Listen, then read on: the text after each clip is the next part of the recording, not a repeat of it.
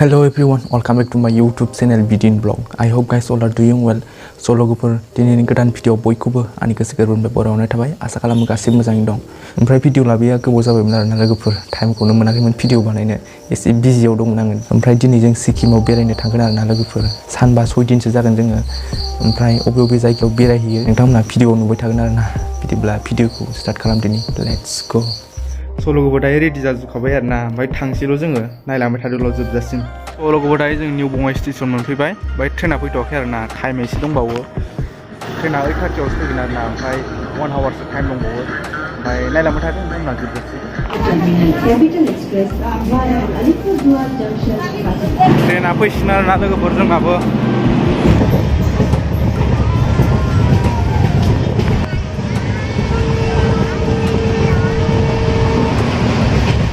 New Jalpaiguri स्टेसनाव ओंखारबाय लोगोफोर दायो जोङो।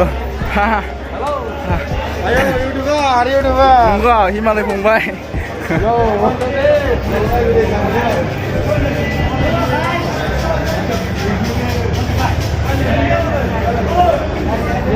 बबेखौ एबारलाय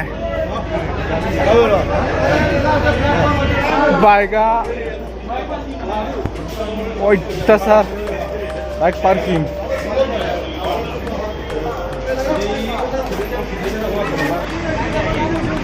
गेंटक थांनोसै आरोना बेजों।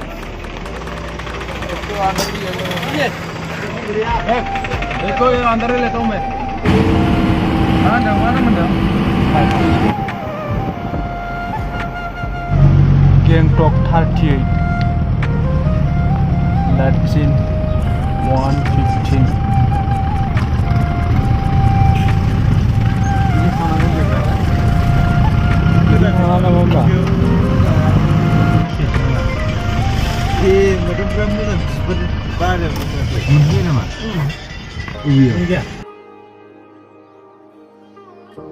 Hello lwgwpwr, good morning from Gangtok. So lwgwpwr मैया अबस्था गाज्रि जानानै भिडियोखौनो बानायनो हायाखैमोन आङो।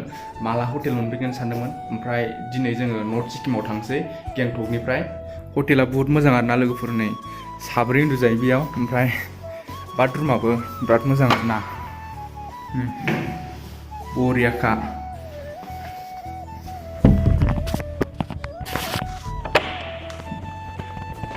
ओमफ्राय हटेलनिफ्राय भिउखौ नोंथांमोन खोन्थागासिनो आङो।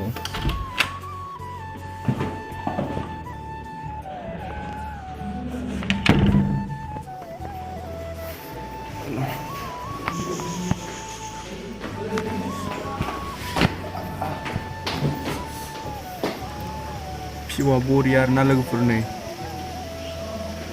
हाजो गोजा बरियाखा। ओमफ्राय दा जोङो थांनोसै। दाबो जायाखै ओंखारलांजोबबाय लांबाय जाबाय 7थायावनो रेडि लेंहर मानो बेमारिया आं बेयावनो थागोनसो नोंगासिनो दुरबल मानसियासो मास्क गानबाय थायो मास्क। दायो जों हटेलनिफ्राय ओंखारलांसिगोन आरोना लोगोफोर। बिनिफ्राय नर्थ सिक्किमाव थांसैना जोङो। नंगौ नंगौ। स' लwgwpwr दायो जोंनि MG मार्गआव फैदों आरोना। ओमफ्राय बेनिफ्राय डाइरेक्ट नर्थ सिक्किमाव थांसै जोङो। स' नायलांबाय थाबानो जाबाय जोबजासिम। बरियाखा आरोना लोगोफोर जायगाया। नै मोनायाव साबसिन नुबावोसो। मोजां मोजां बिबार गायजोबनाय आरोना लोगोफोर। मोनायाव बिराद मोजां नुगोन।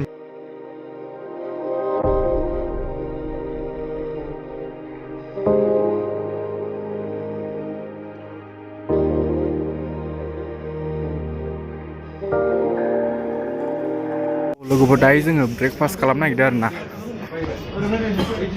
आलु परता र'दे र'।